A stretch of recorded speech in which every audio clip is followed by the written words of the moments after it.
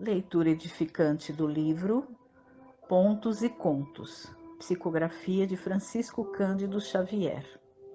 Capítulo 8. A maior dádiva. Na Assembleia Lúcida do Templo de Jerusalém, os descendentes do povo escolhido exibiam generosidade invulgar à frente da preciosa arca de contribuições públicas. Todos traziam algum tributo de consideração ao Santo dos Santos, cada qual mostrando a liberalidade da fé. Vestes de linho, valiosas peles, enfeites dourados e aromas indefiníveis impunham ali deliciosas impressões aos sentidos. Os fariseus, sobretudo, demonstravam apurado zelo no culto externo, destacando-se pela beleza das túnicas e pelos ricos presentes ao santuário.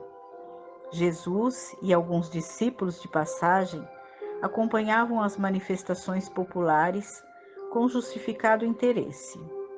E Judas, entre eles, empolgado pelo volume das oferendas, abeirava-se do cofre aberto, seguindo os menores movimentos dos doadores, com a cobiça flamejante no olhar. A certa altura, aproximou-se do Messias e informou: Mestre, Jeroboão, o negociante de tapetes, entregou 20 peças de ouro. Abençoado seja Jeroboão, acentuou Jesus sereno, porque conseguiu renunciar a excesso apreciável, evitando talvez pesados desgostos. O dinheiro demasiado, quando não se escora no serviço aos semelhantes, é perigoso tirano da alma. O discípulo voltou ao posto de observação com um indisfarçável desapontamento, mas decorrido alguns instantes, reapareceu notificando: Jesus, Zacarias, o velho perfumista, sentindo-se enfermo e no fim dos seus dias, trouxe 100 peças. Bem-aventurado seja ele, disse o Cristo em tom significativo. Mais vale confiar a fortuna aos movimentos da fé que legá-la a parentes ambiciosos e ingratos. Zacarias prestou incalculável benefício a ele mesmo. Judas tornou de modo próprio a fiscalização para comunicar logo após ao grupo galileu. A viúva de Cã, o mercador de cavalos que faleceu recentemente, acaba de entregar todo o dinheiro que recebeu dos romanos pela venda de grande partida de animais. E baixando o tom de voz, completou o apontamento. Dizem por aí que alguns centuriões planejavam roubar-lhe os bens. Jesus sorriu e considerou. Muitos recursos amontoados sem proveito provocam as sugestões do mal. Feliz dela que soube preservar-se contra os malfeitores. O aprendiz curioso regressou à posição e retornou loquaz. Mestre, Efraim, o levita de Cesareia, entregou 200 moedas. 200 moedas. Bem-aventurado seja Efraim, falou o amigo divino sem afetação. É grande virtude saber dar o que sobra em meio de tantos avarentos que se rejubilam à mesa, esquecendo os infelizes que não dispõem de uma códea de pão. Nesse instante, penetra o templo uma viúva paupérrima, a julgar pela simplicidade com que se apresentava. Diante do sorriso sarcástico de Judas, o Senhor acompanhou-a de perto, no qual foi seguido pelos demais companheiros. A mulher humilde orou e apresentou 2 moedinhas ao fausto religioso do santuário célebre. Muitos circunstantes riram-se, irônicos, mas Jesus apressou-se a esclarecer.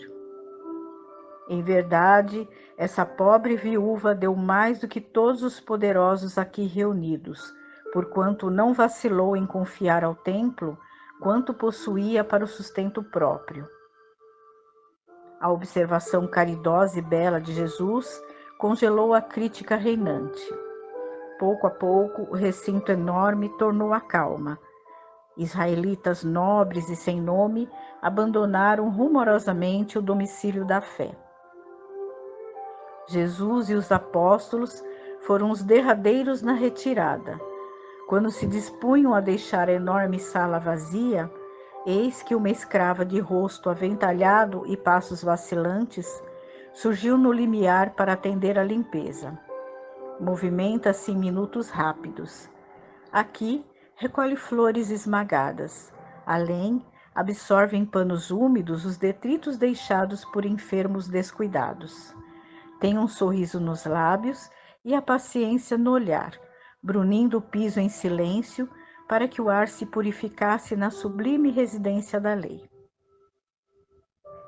Pedro, agora a sós com o Messias, ainda impressionado com as lições recebidas, ousou interrogar: Senhor, foi então a viúva pobre a maior doadora do templo de nosso Pai?